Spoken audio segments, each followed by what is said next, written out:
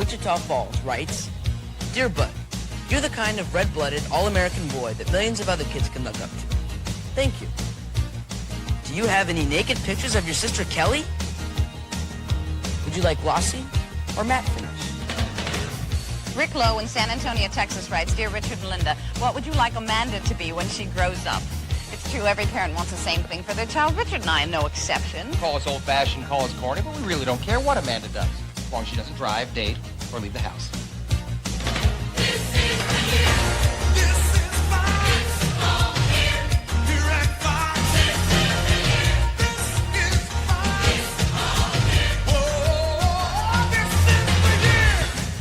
Bill Evans from Mobile, Alabama writes, Dear Richard, are you the same Richard Grieco I caught hot wiring my red Porsche 3 years ago?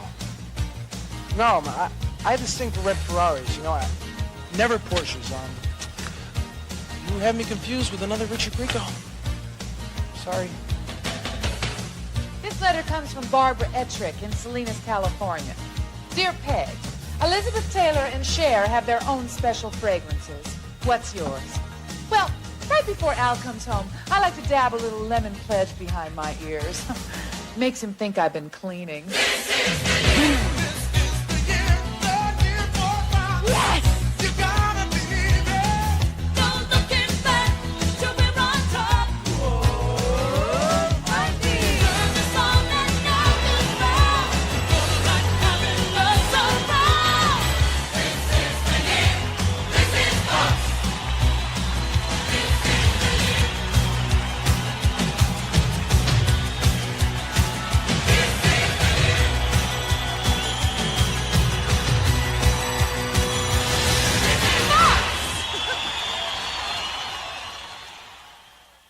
How are ya? Welcome to Joe Cipriano's 1990s Be Kind and Rewind VHS playback party. Here we are again, having some fun. And I have to say that before we start up the festivities tonight, I think we should look back on what we did last week. And I'm glad that you guys were in here. A quick little recap of that. Yes, last week we took you back to Saturday morning and the ritual of waking up early on purpose in the morning on a Saturday to watch television. And then we played Insta-Trailer, right? The comedy sketch that I acted in that turned out to be a documentary about the AI future that we're now living in. The machine that lets the trailer cut itself. With Insta-Trailer, no longer will you be bothered by those pesky editors, copywriters, and graphic designers who bug you with demands for overtime, a personal life, even food. Insta-Trailer is a trailer company in a box. And if you missed it, you can catch the show on YouTube at Joe Sip and all major podcast platforms, including Apple Podcast and all of that. Great to see some great folks here going over to look at the comments.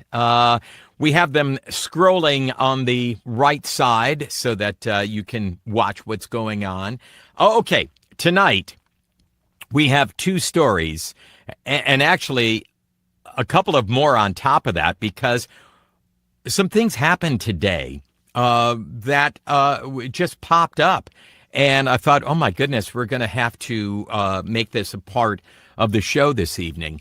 And here's one of the things that popped up. This happened just a couple of days ago.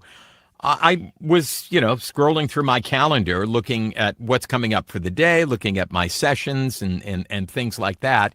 And it said on the calendar, August 21st, 1988, the first night of Fox promos. And I thought, wow, that's incredible. And thinking back, you know what? That makes sense. That was my very first night of voicing promos for the Fox network, and it was August 21st, 1988. It was the first night of Sunday night programming where I voiced all the promos. That's 38 years ago. Great memories for me. And you and I will revisit 1988. And in the comments, tell me, what were you doing in 1988? And were you alive? And then, while watching TV last week, a music cue popped up in a show that really nearly made me drop a very large spoonful of butter pecan ice cream right in my lap. And I love butter pecan ice cream. And I love my lap. And I did not want to have the two meet. So we'll talk about that this evening as well. But first, before we get into the gist of tonight's show, I want to take a moment. Last week, I wanted to take a moment at the beginning to talk about Hayden Panettiere, who passed away the previous week. Yesterday, I just found this out early this morning. We lost Peter Cullen, one of the legends of voiceover. Peter was best known as the voice of Optimus Prime, the iconic leader of the Autobots in the Transformers franchise, a role he played for over 4 decades. And he based Optimus Prime's voice. I remember him talking about this. I've seen him talk about this on the internet when he was receiving his Emmy Award. He based the voice on his Marine veteran brother, aiming for warm strength over aggression. His brother's advice to him was, be strong enough to be gentle. And that's exactly what Peter was. But I also knew Peter from the early days of Fox. Really what we're talking about here at the beginning tonight, we're talking about my first night at Fox, August of 1988. Peter was there right around 1988, 1989, 90. He voiced promos for some of the shows on Fox, including he was really known for a show called The Reporters, and he did some America's Most Wanted. And we worked together and shared that world of the early days of Fox. And I'd like to see if I can find a picture here of Peter and me at a recording studio in Toluca Lake. I was there doing Deal or No Deal. The kind of the end of Deal or No Deal. This was the iteration that was on CNBC. He was there working in another studio on an animation project. He had heard me recording and came over to say hello. And we chatted for quite some time and reminisced, about the old Fox days. And it was great to see him. So Peter passed yesterday at the age of 85. His family issued a statement saying that Peter Cullen passed away peacefully, surrounded by his loving family and held in the hearts of his many friends and countless fans worldwide. And I just wanted to take a moment to honor him before getting into our show tonight, okay? And we will start that up pretty shortly. But first, as always, we took a look at that first imaging piece. I have another imaging piece that I would like to share with you. These are actually a couple of promos the on-air promo department created and I voiced to promote Matt Groening. Simpsons creator Matt Groening reveals the secret to drawing Homer. Let's see. First the eye, the little pupil, the thing like this, down here, the little smile, the beard line, the little eyebrow, the cranium. Here's the secret. My initials hidden in his head. You see that? There's only one place to find all new episodes of The Simpsons every Sunday. Just one Fox. We asked Simpsons creator Matt Groening how fast he could draw Bart. Now this is what I call speed drawing. La la la la la la la. Oh, Bart. 1, 2, 3, 4, 5, 6, 7, 8, 9. Little hand. And my little autograph. There's only one place to find all new episodes of The Simpsons every Sunday. Just one Fox.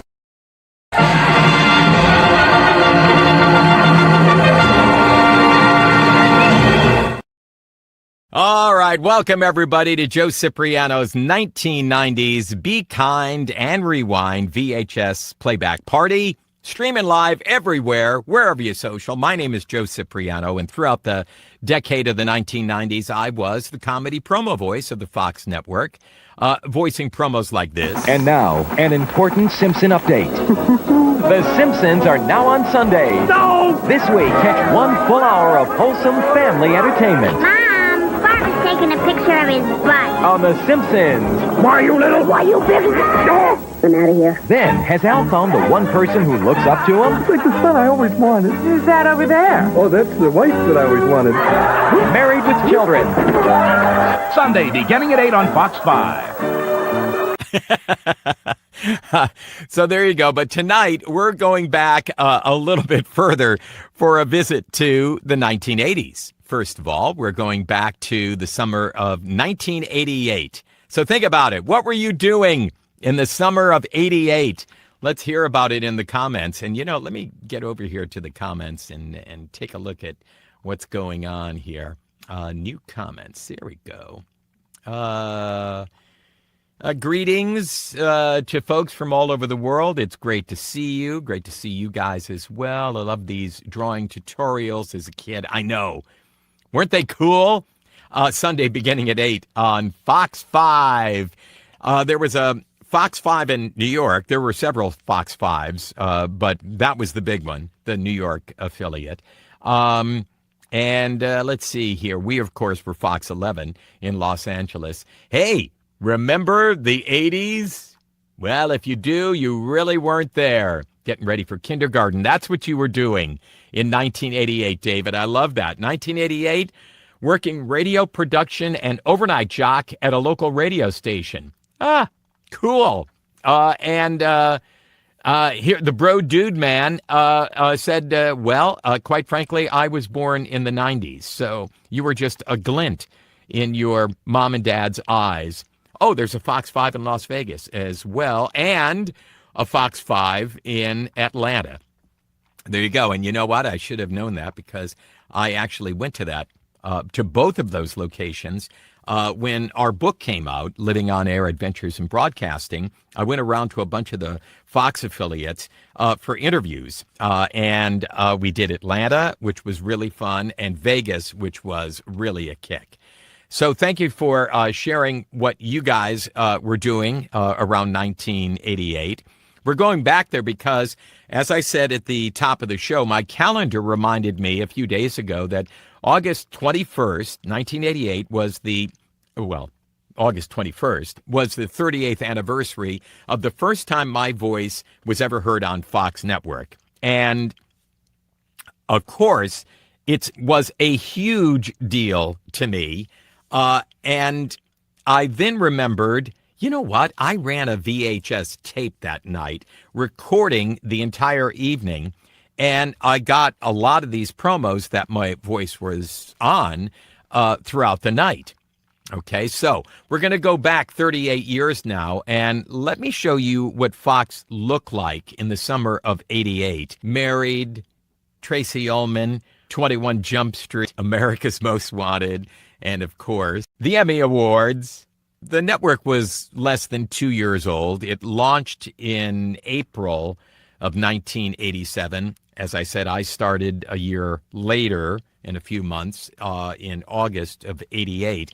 And of course, they only had 2 nights of programming. We've talked about that. Somebody mentioned in the comments earlier today on one of the posts that Fox was referred to as the 2-day-a-week network, which is true. But then for a certain amount of time, it went down to 1 day because Saturday was doing so poorly. They decided to drop it because the shows were pretty expensive. So it went to just Sunday nights. And probably that was a pretty good way to go. So as I said, we had Married with Children, Season 2, Alan Peg Bundy, already becoming a phenomenon. The Tracey Ullman Show, which if you paid close attention, had these little animated shorts throughout the show called bumpers that would go in and out of commercials about a family called The Simpsons.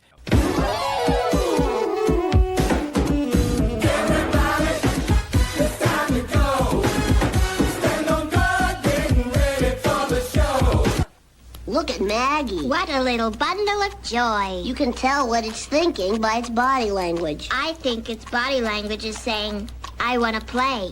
This little piggy went to market. This little piggy stayed home. This little piggy had roast beef. And this little piggy had none.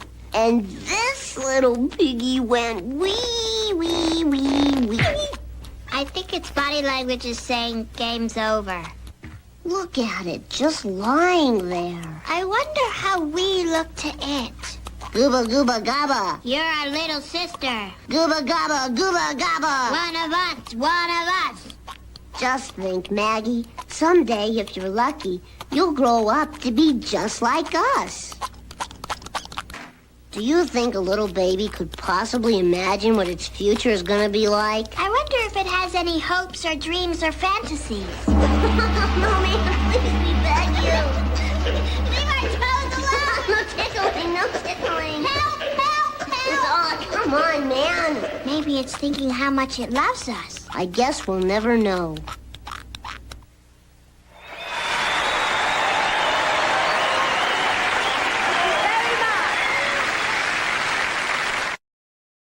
And that's how Tracey Ullman would end her show every Sunday. And she would go home, go home. So let's see. What else was on the schedule? The summer of 1988, America's Most Wanted was there, which had just launched in February of 88. It's already a hit. 21 Jump Street.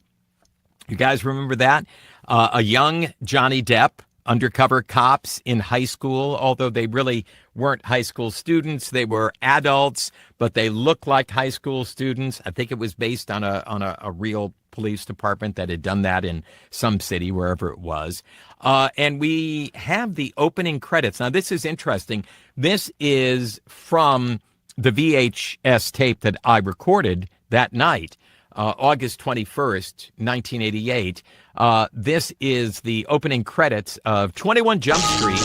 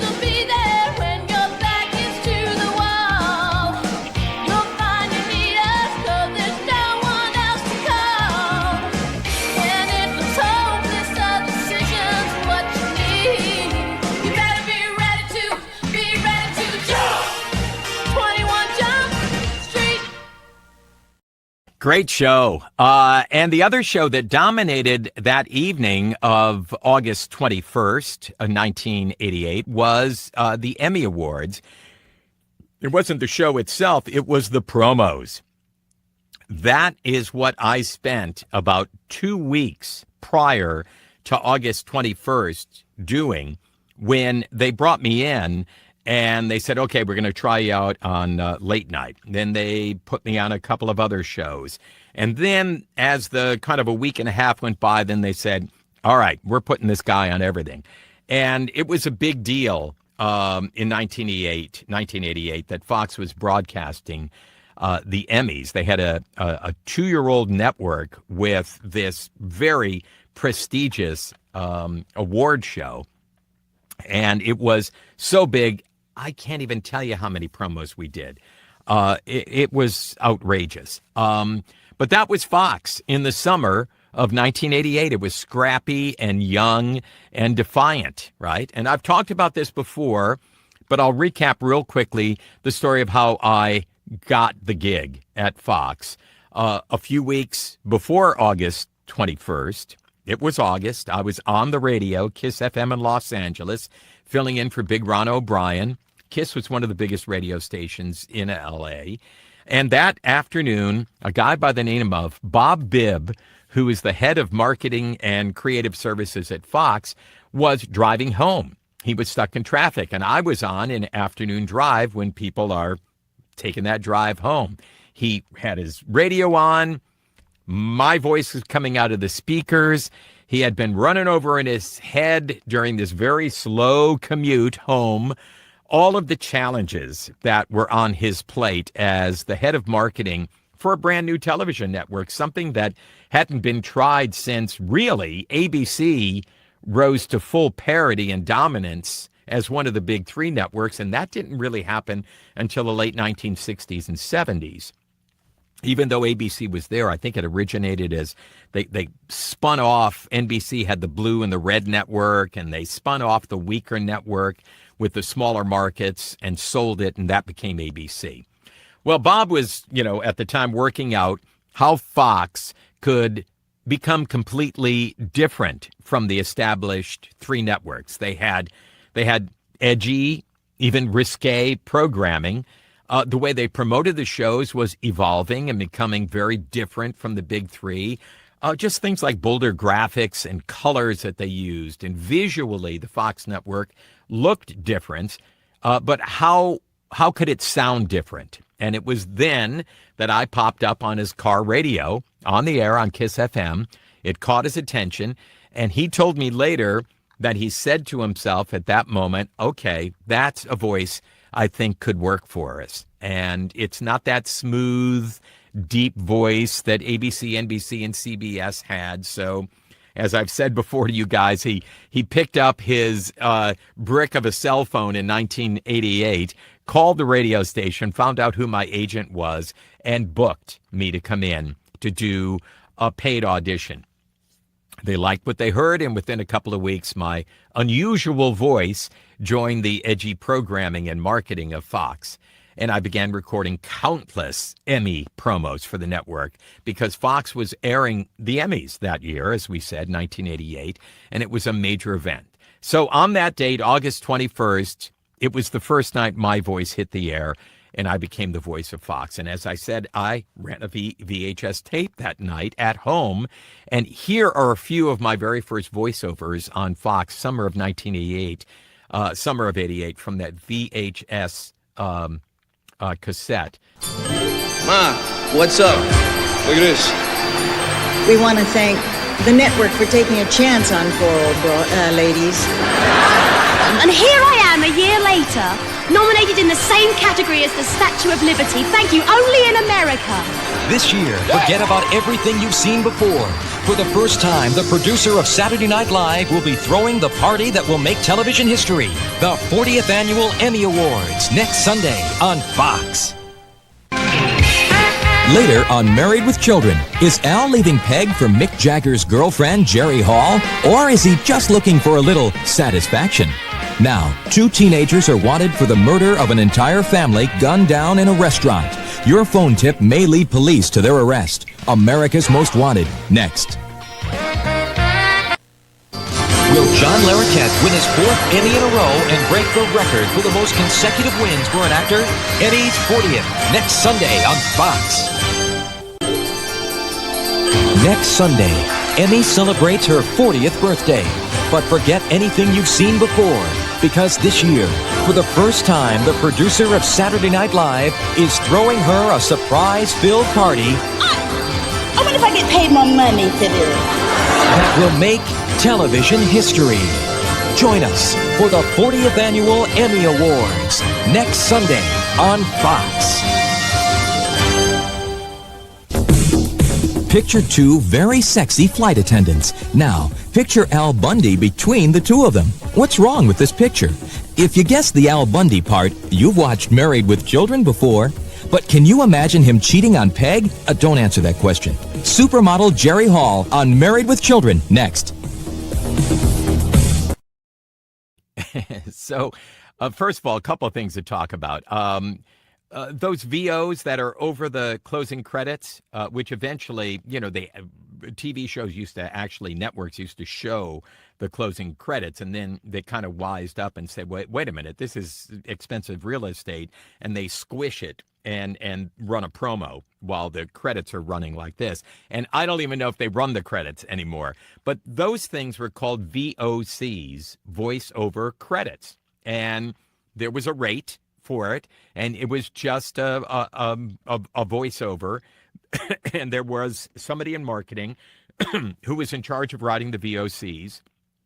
And that was a whole session, because you would do one for every single show.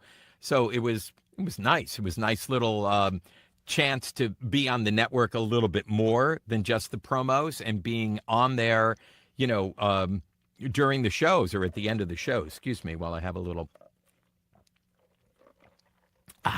Diet Coke. And the other thing about the Emmy promos, and there were so many of them, I mean, you could see I was kind of finding my voice.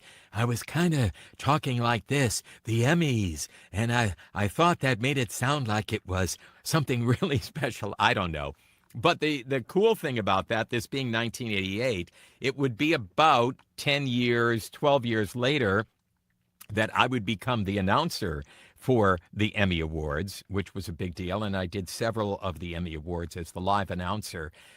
And that is something we're going to talk about tonight quickly, because a story popped up today in Daily Variety talking about the Emmy Awards from the early 2000s. So for me, that night was brought on by Los Angeles rush hour traffic on the San Diego freeway, and a guy in his car listening to the radio.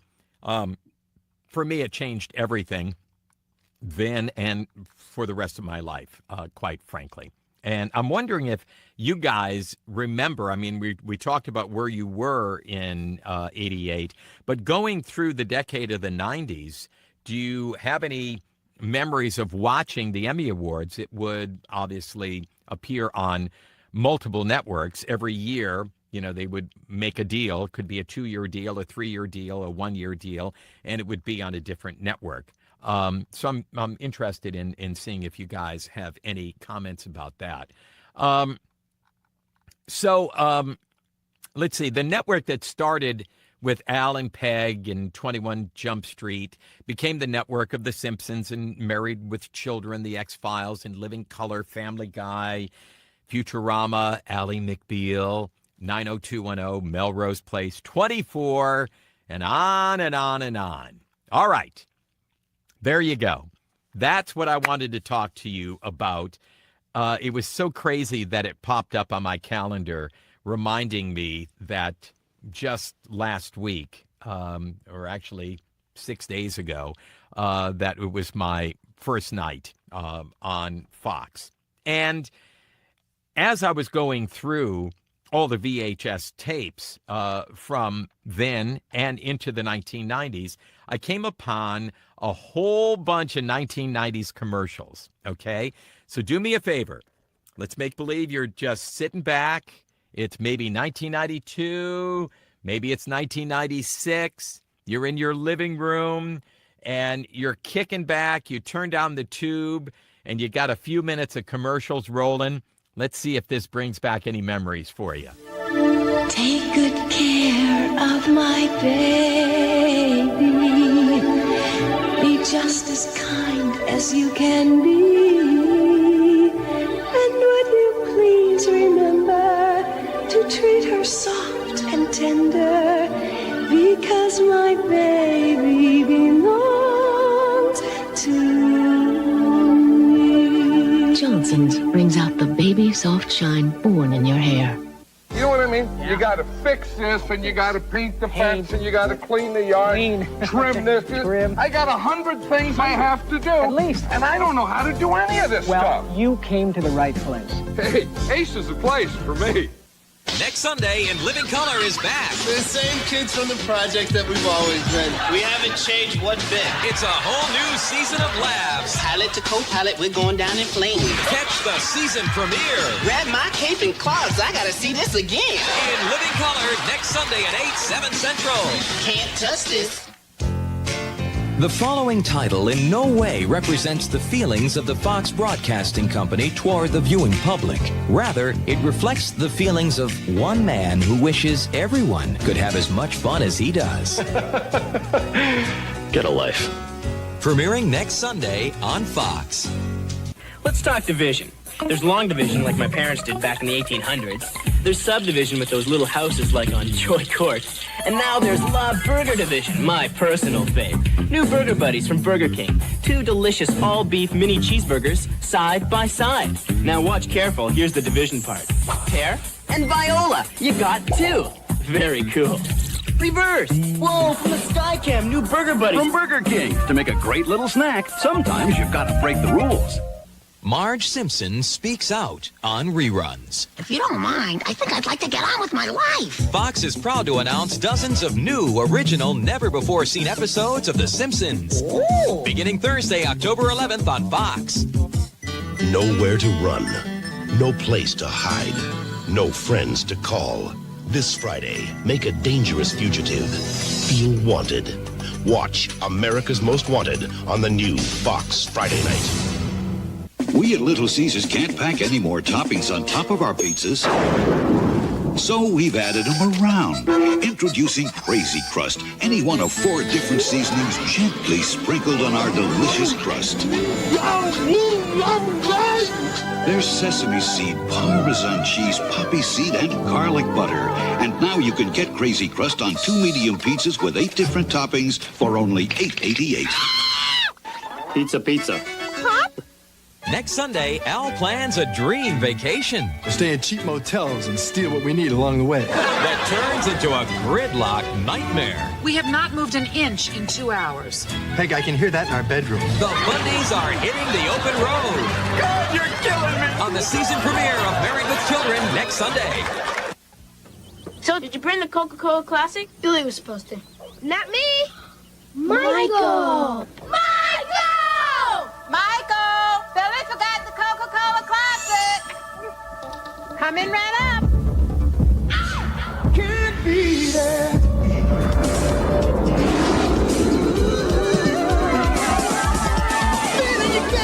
Yes! From a Coca-Cola Classic. That's my Michael. Can't beat the real thing. We're out in the middle of nowhere. I'm buying some KFC for the road. I could have just gotten some for myself, but I figured I'd get a whole meal. Why do I need so much chicken? One whiff, my brother's food radar goes off. Chicken? He gets some or I die young. And then there's Doris with her 5-inch fingernails. So I thought I'd make us all happy.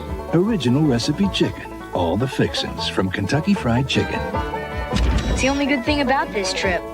How about that? I mean, that is just like sitting back and you're just eating a bag of Doritos and a bunch of commercials and promos are going by and it's 1990 and those commercials, you know, from that era, no longer around. And what was that Burger King that had the 2 little burgers that separate?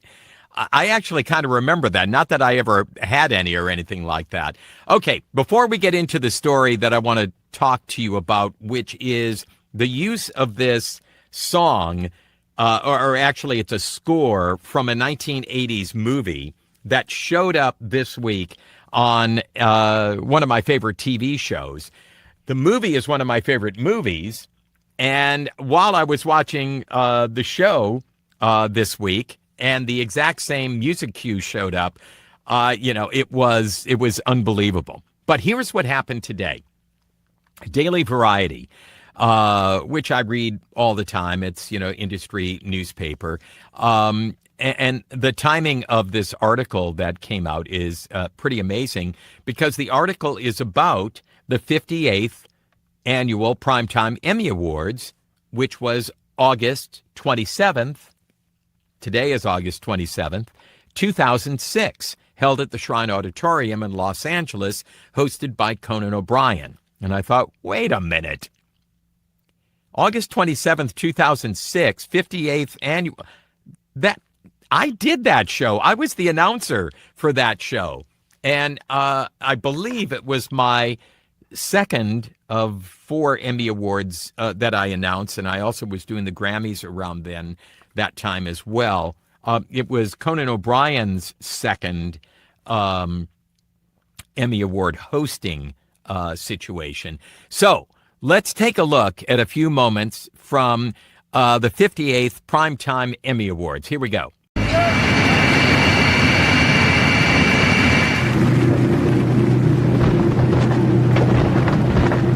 Thank you. Are you headed to Los Angeles for the Emmys, Mr. O'Brien? That's right. I'm hosting. It's my second time. Are you nervous? Nervous? What could possibly go wrong?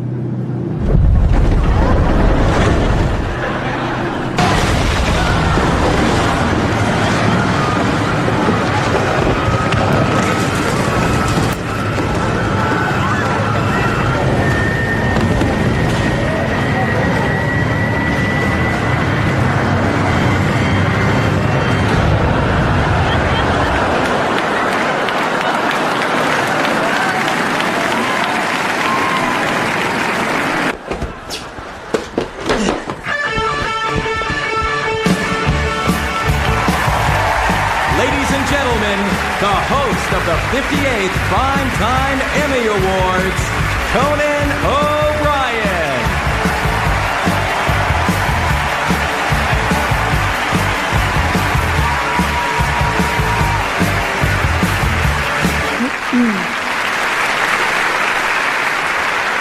And the Emmy goes to Megan Mullally. This is the second Emmy win and 7th consecutive nomination for Megan Mullally. Please welcome two nominees this evening for their work in the new adventures of Old Christine and Will and Grace, Julia Louis-Dreyfus and Sean Hayes.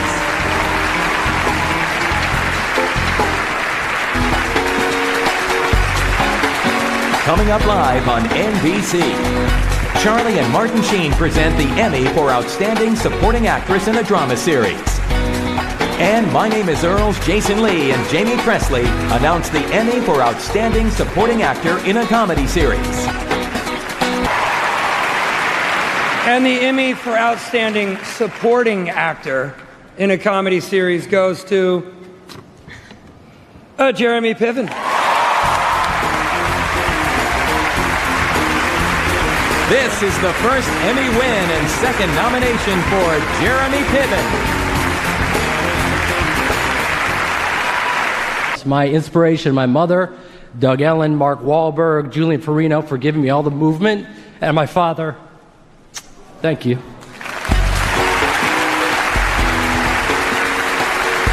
A special tribute to Dick Clark and the Emmy for Variety Music or Comedy Series are coming up as the 58th Primetime Emmy Awards continue, live here on NBC. It was 2006, and it was Conan's second Emmy Award hosting. I also worked the first time, which was really fun. It was really exciting to be a part of that. And it was fun, always fun to be the announcer for a live show. I mean, it's just such a kick. And then let's see if I can bring up this picture that I wanted to show you. If you notice on the TV in the background, I think it says Emmys 2006. That's Tina, who is the script assistant. And it was, a really cool Emmy Awards. My wife, Ann, our friends, Patty. On the right, that's Ann's sister. We went afterwards, of course, where would you go but to the Beverly Hills Hotel. And we went to the Polo Lounge to dine afterwards. So the idea of the reason why this came up, it was the last time in 2006 that both top Emmy prizes went to broadcast networks. In the 20 years since, no other network show has won the Emmy for Outstanding Drama Series and also Comedy Series. Isn't that incredible? 2006 was the last time that those two big awards were won by broadcast television. Since then, it went to cable and streaming and on and on and on and on. It was the end of an era. It was 24 that won for drama, Fox's first big award. We didn't know that at the time that was going to be the broadcast swan song. We thought it was really the beginning of something great for Fox by winning 24, but then again, never won Best Drama or Comedy again. None of the broadcast networks did.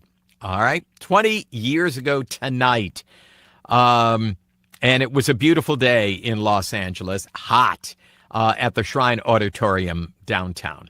Okay, who's a fan of Ted Lasso? I am, and I was watching Ted Lasso, Season 4, Episode 3, called Richmond's Got Talent. Any of you guys watch that this week? I was sitting there with a bowl of butter pecan ice cream, enjoying the show, and then a piece of music started up during the player tryout scene, and I nearly dropped the spoon with ice cream going all over my lap because I knew that music instantly. It's called The March, from one of my favorite movies from 1981, Bill Murray, Harold Ramis, Ivan Reitman directed movie Stripes. The Ted Lasso music supervisor, Krista Miller, executive producer Bill Lawrence's wife, had chosen Elmer Bernstein's overture from the 1981 movie Stripes to underscore the entire football tryout sequence in Ted Lasso. Okay, and I want to play you guys the music and how it was used in both Stripes and Ted Lasso. But first, let's talk about Stripes. Here we go. Pull it down a touch. There it is. Recognize it? Okay, Stripes, the movie, 1981. John Winger was Bill Murray. Russell Ziske was Harold Ramis. They joined the Army out of pure boredom, frustration, and a lack of direction after their personal lives completely fall apart in a single day. The breaking point, John loses his job as a cab driver, loses his apartment, his car, and his girlfriend dumps him, all within a few hours. The impulsive decision, feeling like absolute losers with zero prospects, John watches a flashy U.S. Army recruitment commercial on TV, dragging along his best friend. John convinces his roommate, Harold Ramis, an unfulfilled adult education English teacher, that they have nothing better to do. And the logic was, as they figure it, joining the military is a spontaneous goof where they can save the world for, democracy, do great things, meet girls. So, let us go and take a look.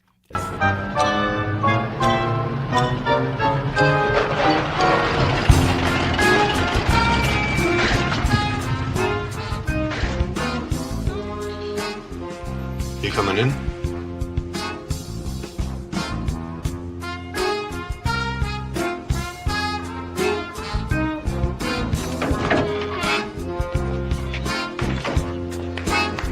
Hey, this is a loading zone. You can't park here. We're not parking it. We're abandoning it. Can't believe we're doing this. Listen, if I get killed, my blood is on your hands. Just don't get it on my shoes, okay? Oh? I'm not saying that the Army will be able to do for you what it did for me.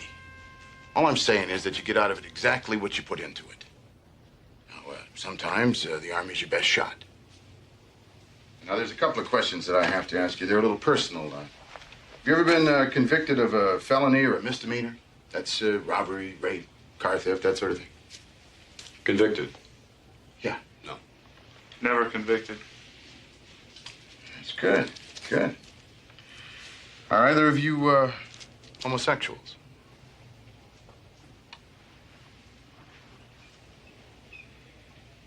You mean like flaming or? Well, it's a standard question we have to ask. No, we're not homosexual, but we are willing to learn. No, we are not homosexuals, but we are willing to learn. Stripes 1981, Bill Murray, Harold Ramis, directed by Ivan Reitman.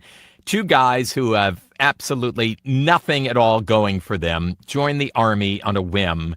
And what could go wrong? Well, everything. And it's pretty magnificent. Okay, one more scene. Let's go to the bus station when they're on their way to boot. Excuse me, General Hanson? No, I'm not a general, but may I help you? Yes, I want to thank you for saving my life over in Vietnam. I don't think that was me. Well, you're right. It was Normandy Beach.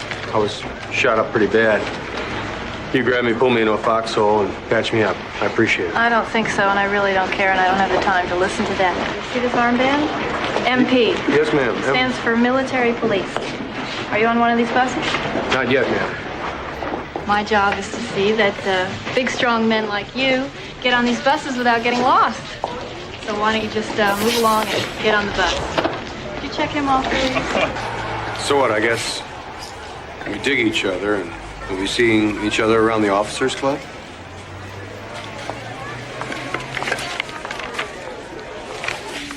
Watch out for this guy. He's a troublemaker.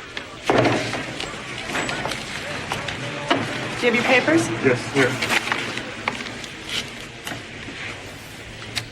What happens if I refuse to get on the bus? Oh, you look like a sensitive, intelligent guy. Don't make me shoot you. Climb aboard, soldier.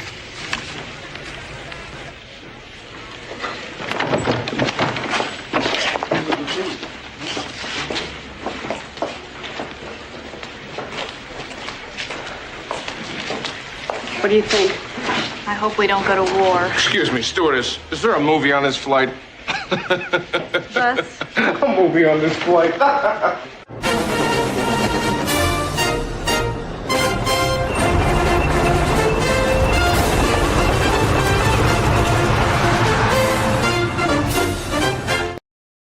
Yes, there's the music. I don't want to get ahead of myself, though. John Candy. Excuse me, stewardess. So there you go. Elmer Bernstein's March. That is it right there. First used in Stripes in 1981. And then this week in Ted Lasso. And two pivotal moments, too, in Stripes. It's when the recruits arrive at boot camp. So it's right after this scene that we just saw. They're on the bus and they're driving into the camp. And they meet their drill sergeant for the very first time. In Ted Lasso, when the new players try out for the Richmond women's team, okay, that's how it's used there. So here's the thing to watch for. At the exact same beat in the music, both scenes, both in Stripes and Ted Lasso, they push in for a close-up on a character, and I edited them together.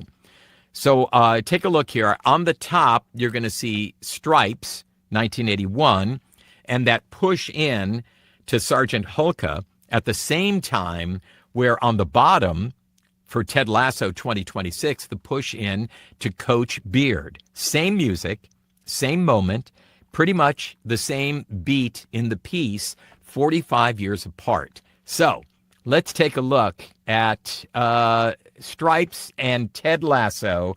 You're right, that makes things easier. Nope. Oh my God.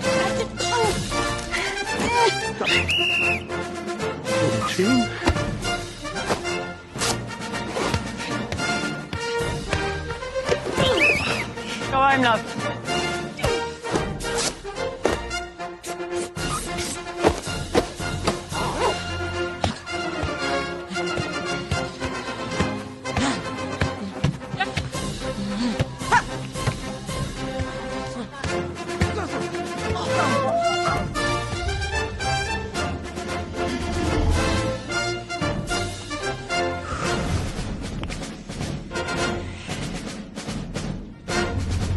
Buckle your seatbelts. Hey, Dad, off the bus! Off the bus! Oh. Pretty cool. Great work from brilliant Harold Ramis. He either wrote, directed, or starred in some of the most beloved comedies arguably ever made. Stripes, Ghostbusters, Caddyshack, Groundhog Day, Animal House. My best friend, John Lloyd, the great British tennis player, was very good friends with Harold Ramis. And because of that, Ann and I got to have some really great dinners with Harold and his wife, and John and his wife, Ann and me. Harold was warm, genuinely funny, and a very nice guy. He passed away, sadly, in 2014 at the age of 69. Bill Murray and Harold Ramis had famously fallen out in the years before, but Bill Murray reportedly visited him in the hospital shortly before his death. And when Ramis passed, Murray said, "For Harold Ramis and for all who toil in the magic arts, he was one of the great ones." Now, let me tell you a little bit about the music, the man who wrote that music, Elmer Bernstein. Born in New York in 1922, destined for a career in classical music. And World War II changed that. He served in the Army, much like the characters in Stripes. And after the war, he went to Hollywood. More than 150 film scores over 5 decades. The Magnificent Seven, To Kill a Mockingbird, The Great Escape, 14 Oscar nominations. He finally won in 1967. And then in the late 70s and early 80s, he became the defining composer of Hollywood comedy, like Animal House and Airplane and Stripes and Ghostbusters and Three Amigos. And here's the key to why his music lasts. Elmer Bernstein played comedy completely straight. At John Landis's request, he scored Animal House as if it were a drama, which made it even funnier. The philosophy is why the Stripes March works in Ted Lasso 45 years later. Heroic music, epic music, music that takes the comedy seriously. Elmer Bernstein, he passed away in August of 2004 at the age of 82, and his music is still showing up in the best shows on television. And how about that? So what's your favorite comedy? Love to see it in the comments. Comedies like that, right? From the 90s, the 80s, the 90s. Those Animal House and Caddyshack, and a lot of them, Groundhog Day, I was trying to think of with Bill Murray. So many great comedy. So listen, that's it for tonight's show. August 21st, 1988, my first night as the voice of Fox. A traffic jam on the San Diego freeway, Emmy promos that started 27 years of the most fun I could ever have. Elmer Bernstein with Stripes and Ted Lasso. Harold Ramis, a spoonful of butter pecan ice cream that almost ended up in my lap. A bunch of stories tonight to connect in a really cool way. We'll be back again next week. Thursdays, this is the place. Just about anywhere you social. Sometimes not on YouTube, depending upon the content. But it's always 5 p.m. Pacific. It's going to be 8 p.m. Eastern. And I love this. This is what I like the best. If it gets you to go back and watch some old 90s movies this weekend, that's a kick. I'm going to do the same thing. All right, guys. I want to thank you